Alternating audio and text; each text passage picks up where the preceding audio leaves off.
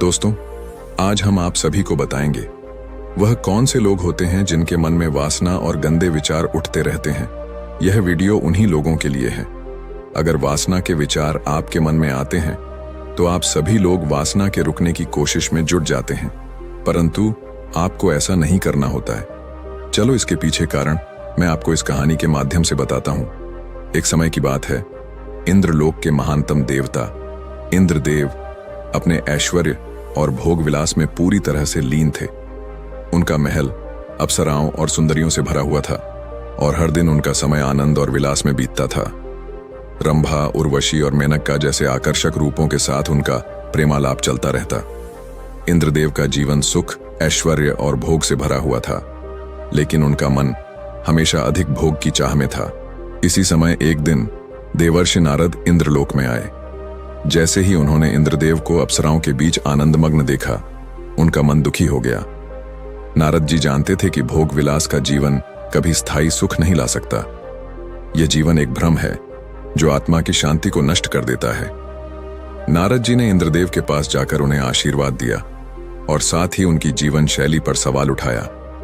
उन्होंने कहा, हे इंद्रदेव, आप जो भोग विलास में लीन हैं, वह केवल आपकी आत्मा को विकृत कर रहा है। इन बाहरी सुखों के पीछे दौड़ते हुए आप अपनी सच्ची शांति को खो रहे हैं। इंद्रदेव ने नारद जी की बातों को अनसुना करते हुए कहा, नारद जी, हम देवता हैं, हमारा जीवन और कर्म सच्चे हैं। यह भोग हमारे सामर्थ्य का हिस्सा है। नारद जी मुस्कुराए और बोले, आप जो कुछ भी कर रहे हैं वह आपकी आत्मा को शुद्ध नहीं कर सकता। भोग विलास की जीवन शैली के पीछे जो वासना है वह आपको भटकने पर मजबूर कर देती है।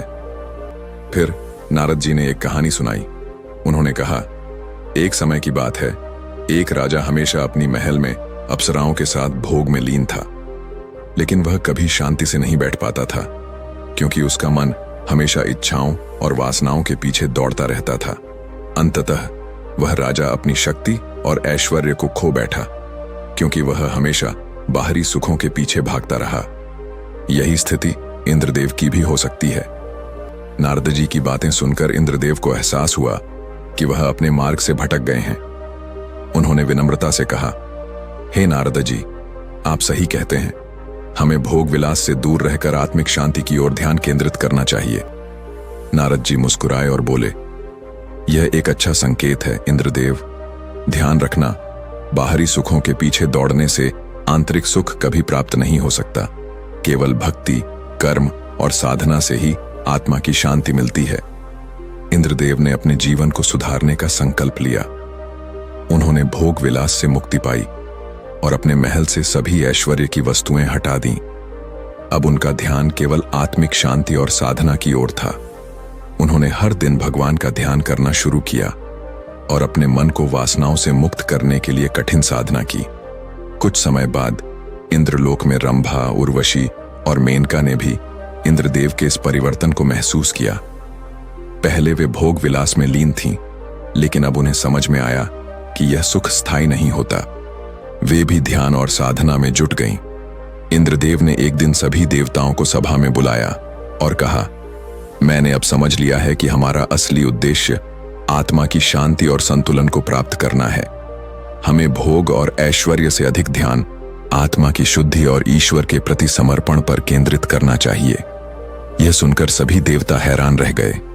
वे जानते थे कि इंद्रदेव ने जीवन में भोग विलास की कोई कमी नहीं छोड़ी थी, लेकिन अब उनका दृष्टिकोण पूरी तरह बदल चुका था। नारद जी ने इंद्रदेव की आंतरिक परिवर्तन की सराहना की और कहा, यह अच्छा है कि आपने आत्मिक शांति की ओर कदम बढ़ाया है, लेकिन याद रखें, इस रास्ते में कठिनाइयां भी आएंगी। वासनाओं और इच्छाओं पर काबू पाना आसान नहीं होता। इंद्रदेव ने नारद जी की बातों को ध्यान से सुना और उनका मार्गदर्शन लिया। उन्होंने अपने जीवन में और भी अधिक ध्यान और साधना की। दिन ब दिन उनके जीवन में शांति और संतोष बढ़ता गया। इंद्रलोक में देवता और अप्सराएं अब एक नई दिशा में चल रहे थे। कुछ महीनों बाद इंद्रदेव ने पाया कि उनका मन पूरी तरह से शांत और संतुष्ट हो चुका था। भोग विलास के झूठे सुख को समझने के बाद उनका ध्यान केवल आत्मा की शांति और अच्छे कर्मों पर था। अब वे दूसरों के लिए एक आदर्श बन गए थे। एक दिन नारद जी फिर इंद्रलोक आए और इंद्रदेव से कहा, अब आप सच्ची राह पर चल रहे हैं। आपने न केवल अपने जीवन को सुधारा है, बल्कि अन्य देवताओं और अप्सराओं को भी सही मार्ग पर चलने की प्रेरणा दी है। यही सच्ची विजय है। इंद्रदेव ने नारद जी का धन्यवाद किया और कहा, यह सब आपकी कृपा और मार्गदर्शन से संभव हुआ। अब मुझे यह समझ में आ गया है कि सच्ची शक्ति केवल भोग में नहीं, बल्कि आत्मिक शुद्धि और ईश्वर के प्रति समर्पण में है। नारद जी मुस्कुराए और कहा, यह वही सच्चाई है जिसे हर व्यक्ति को समझना चाहिए। भोग के पीछे दौड़ने से मन की शांति कभी प्राप्त नहीं हो सकती। केवल ध्यान, साधना और सही मार्ग पर चलने से आत्मा का शुद्धिकरण संभव है। इंद्रदेव ने अपनी नई जीवन शैली के साथ अपने कर्तव्यों का पालन करना शुरू किया और अपने जीवन को सच्चे मार्ग पर चलाया। अब उनका जीवन पहले से कहीं अधिक संतुष्ट और शांत था। इंद्रदेव के जीवन में बदलाव आ चुका था। उन्होंने अपनी समस्त मानसिकता को बदल लिया था और भोग विलास से दूर रहते हुए आत्मिक शांति की ओर ध्यान केंद्रित करना शुरू किया था। उनका महल पहले की तरह ऐश्वर्य से भरा हुआ था, लेकिन अब वहां की चुप और शांति से एक अद्भुत ऊर्जा बहने लगी थी। इंद्रलोक में हर देवता और अप्सरा का मन शांति और संतोष से भर चुका था। इंद्रदेव ने न केवल अपने जीवन को सुधारने का प्रयास किया, बल्कि उन्होंने अपनी दिव्य शक्तियों का उपयोग समाज के भले के लिए करना शुरू किया। अब उनका मन सिर्फ अपने लाभ के लिए नहीं, बल्कि पूरे ब्रह्मांड के कल्याण के लिए कार्यरत था। वह अक्सर देवताओं को प्रेरित करते और उन्हें सच्चे मार्ग पर चलने के लिए प्रेरित करते थे। एक दिन इंद्रलोक में एक अजीब संकट आ खड़ा हुआ।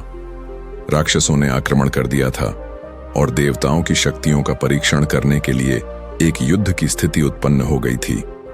इंद्रदेव ने पहले सोचा कि वह अपनी शक्ति और ऐश्वर्य का उपयोग करके इस संकट से उबर सकते हैं, लेकिन फिर उनके मन में एक विचार आया कि युद्ध और संघर्ष की असली शक्ति बाहरी आक्रमण से नहीं, बल्कि आंतरिक शांति से होती है।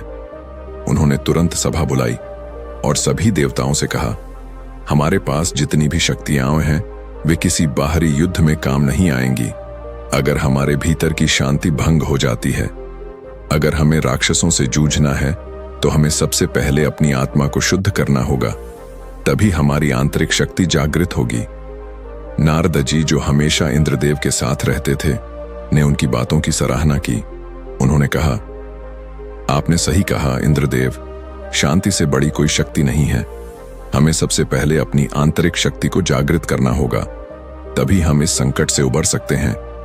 इंद्रदेव और देवताओं ने मिलकर ध्यान और साधना में दिन रात एक कर दिया। हर देवता और अप्सरा ने अपनी वासनाओं को नियंत्रित किया, अपने मन को शुद्ध किया और भगवान की शरण में ध्यान करने लगे। इंद्रलोक में एक दिव्य ऊर्जा का संचार हुआ और सभी देवताओं की आंतरिक शक्तियां जागृत हो गईं। कुछ समय बाद जब राक्षसों ने फिर से इंद्रलोक पर आक्रमण किया, तो इस बार स्थिति बिल्कुल अलग थी। राक्षसों ने जैसे ही युद्ध शुरू किया, इंद्रदेव और उनके साथियों ने बिना किसी बाहरी शस्त्र का उपयोग किए अपने आंतरिक बल और शक्ति से उनका मुकाबला किया। हर देवता ने ध्यान और साधना के जरिए अपनी दिव्य शक्तियों को प्रकट किया और राक्षसों का नाश कर दिया। इस विजय के बाद इंद्रलोक में एक नई ऊर्जा का संचार हुआ। इंद्रदेव ने समझा कि जीवन में जो सबसे बड़ी शक्ति है वह भौतिक सुख और ऐश्वर्य नहीं, बल्कि आत्मिक शांति, समर्पण और भक्ति है। उनके मन में यह विचार था कि जब तक वे सही मार्ग पर चलेंगे और भगवान के प्रति अपनी श्रद्धा बनाए रखेंगे, तब तक कोई भी संकट उनका कुछ नहीं बिगाड़ सकता। इंद्रदेव ने अब अपने जीवन का उद्देश्य और स्पष्ट कर लिया था। उन्होंने सभी देवताओं को यह संदेश दिया कि भोग विलास का जीवन केवल भ्रम है और सच्ची शक्ति और विजय केवल आत्मा की शुद्ध और भगवान के प्रति सच्चे समर्पण में है। नारद जी ने इंद्रदेव की आंतरिक शांति और बदलाव को देखा और उनकी प्रशंसा की।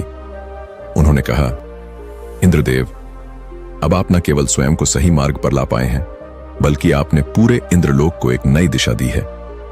आपकी साधना और आंतरिक परिवर्तन ने ही आपको इस संकट से उबारने में मदद की। यही सच्ची विजय है।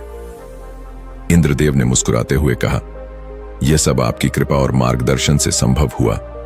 मैं अब जानता हूं कि वास्तविक विजय बाहरी युद्धों में नहीं बल्कि आंतरिक शांति में होती है। इंद्रलोक में अब हर देवता और अप्सरा का मन एक नई दिशा में था। सभी ने इंद्रदेव का अनुसरण किया और अपने जीवन में ध्यान, साधना और आत्मिक शांति को प्राथमिकता दी। इंद्रलोक अब केवल एक ऐश्वर्यशाली स्थान नहीं था बल्कि एक दिव्य धारा का केंद्र बन गया था, जहां हर कोई आत्मिक शांति और संतोष की ओर अग्रसर था। इंद्रदेव का जीवन अब आदर्श बन चुका था और उनके साथ हर देवता और अप्सरा यह समझ चुके थे कि सच्चा सुख बाहरी चीजों में नहीं बल्कि आत्मा की शुद्धि और परमात्मा के साथ संबंध में होता है। और इस तरह इंद्रदेव का जीवन एक प्रेरणा बन गया, न केवल देवताओं के लिए बल्कि सभी जीवों के लिए, यह दिखाने के लिए कि सच्ची शक्ति आत्मा की शांति और भगवान के प्रति समर्पण में है। दोस्तों, ये जानकारी अगर आप सबको अच्छी लगी हो तो चैनल को लाइक, सब्सक्राइब करें, अपने दोस्तों के साथ शेयर करें। पूरी वीडियो देखने के लिए धन्यवाद।